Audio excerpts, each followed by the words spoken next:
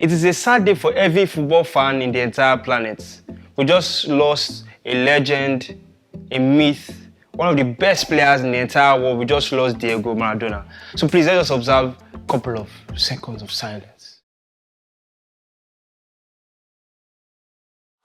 Well, Diego Maradona, after celebrating his 60th birthday on the early weeks of November, was actually admitted to the hospital in La Pata Clinic in his hometown, and it was said that he had some sort of blood clot in his brain and he had to have some surgery. And after having some surgery, he was released afterwards to go home to recover. And on the 25th of November, Wednesday 2020, he suffered a cardiac arrest and paramedics failed to revive him. And ever since then, the one-time legend, the golden hand, the God hand, we've lost him.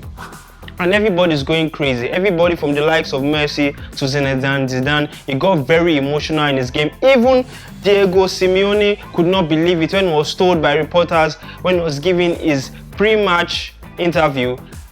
It actually affected him. It affected the entire world. The entire world is shook because we've lost a legend, we've lost a myth, and I don't think there's ever going to be another player like Diego Maradona in the entire world. From giving us some interesting highlights like the hand of God to having one of the most exciting and most adrenaline pump-filled career in the entire world. Yes to Maradona, yes to his achievements, yes to one of the greatest players in the entire world, yes to the Argentinian legend, the hand of God. Well, any which ways, it might be a sad day for all football fans out there, but let's know one thing. Even though it's gone, it lives on in our hearts. Diego Maradona lives on in every one of us hearts, okay?